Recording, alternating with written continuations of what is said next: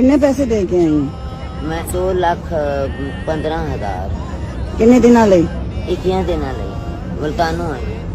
अच्छा, पहली बार आई हैं? आप पहली बार आई। शुक्र कर अल्लाह ने मैंने साथ लिया। मैं सारी उम्र तेरे मेरे काम कीते, सफाइयां करती रही, झाड़ू पोछे कपड़े धोते ने, रुपया रुपया रखी रखा है, आदि कमाई ना लाई है। अल्लाह सोने सत्या।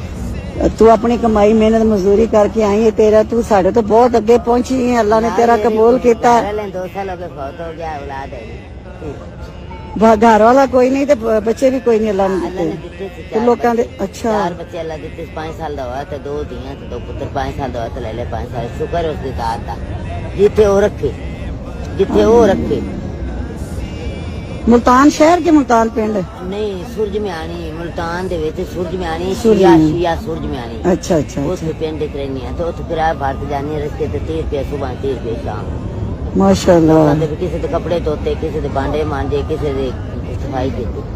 सारी उम्र इवें हो गई। किराया तो घर अपनी जमीन कौन कि सारे किराए ते ही नहीं है इस दुनिया च, अल्लाह को तो चलना, सारे ने टुर जाना अल्लाह को है सारे ते ने जाना। जन्नतां च मालक हो जाना है।